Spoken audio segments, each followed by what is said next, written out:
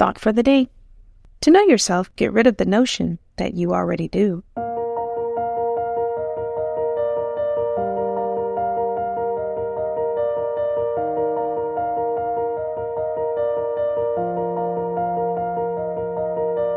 Welcome to 7 Minutes for Yourself.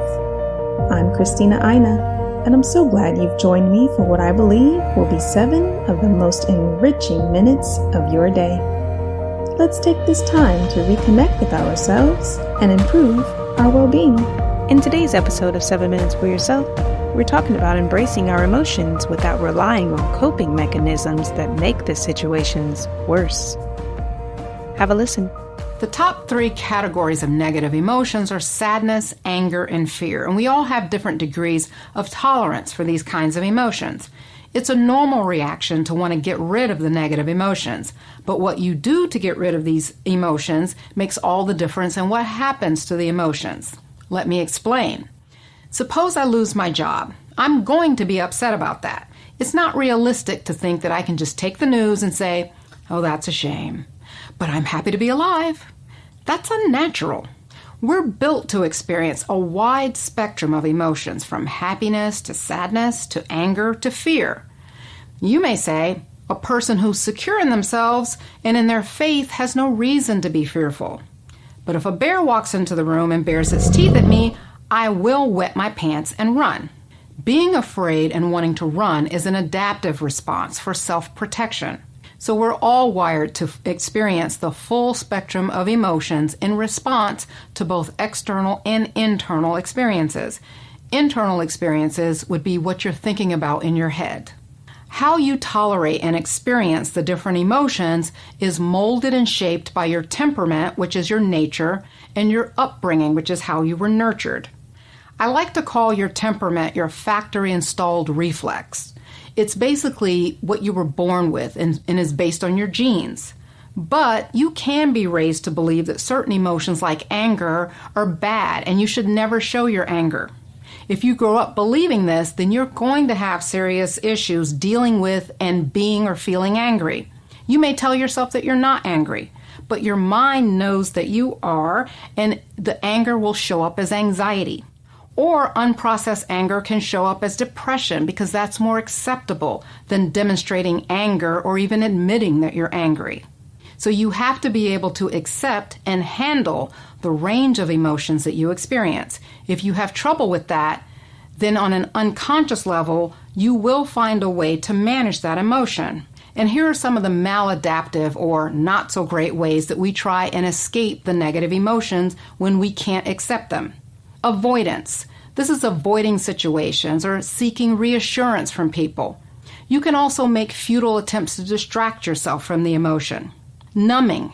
You can use alcohol and drugs to numb the feeling, or binge eating, or even oversleeping so that you don't have to feel the pain.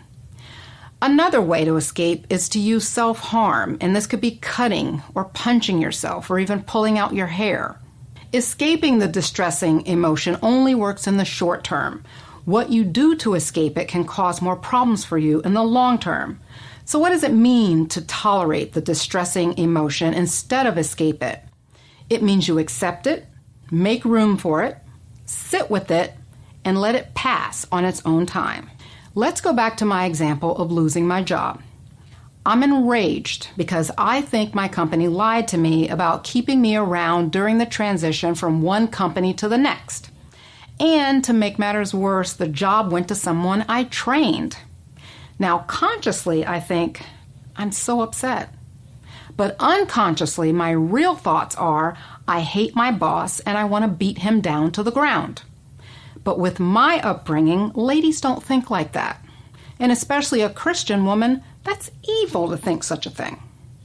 So I'm not consciously aware of my aggressive impulses. That's what a therapist would help me see. And instead, I bury my anger in a pan of brownies and I pick out my eyebrows. Here's what I want to do to process my rage, and this is a mindfulness exercise. Recognize and allow the emotion. This reflection is best made after I first hear the news that I'm being let go. I want to deal with this early before I get to the pan of brownies. So I would say, I'm feeling angry at Bob. In fact, I hate him.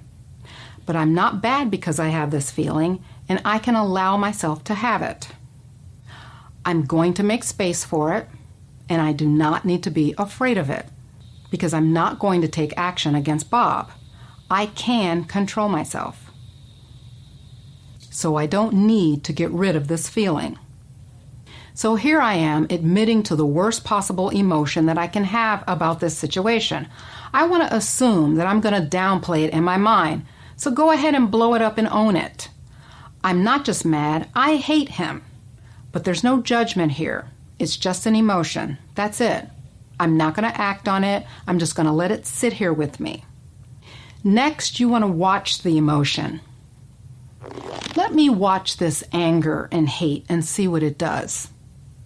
While I'm watching it, I'm going to call it what it is: anger and rage. I don't have to get caught up in it. Where do I notice the emotion in my body? I notice it in my shoulders. I feel tense. But it's just an emotion. Nothing more, nothing less. I am not my emotions. I simply watch my emotions. A good analogy is to think of the emotion as an ocean wave. I'm not going to struggle and fight this wave. I'm going to go with it and float with it. I may even ride this wave to the shore. The next step is to be present. You're going to turn your attention to what you're doing now, what's in front of you. And there's two ways that you can do this. The first is to use your 5 senses. I'm going to notice what's going on with all my 5 senses. What can I feel? What can I touch? What do I hear? What do I see in front of me? What do I smell? What do I taste? Another way you can be present is to turn your attention to your breath. My breath is my anchor for the moment. I take note of how I inhale and how I exhale. What do you do when the emotion comes back? When the emotion returns, you say, "That's okay. That's what emotions do. They come and they go." That concludes today's episode of 7 Minutes for Yourself. Please take a moment to rate and review the show on Apple Podcasts. Today and every day with your kiddo is a gift. Enjoy it. Thanks for tuning in.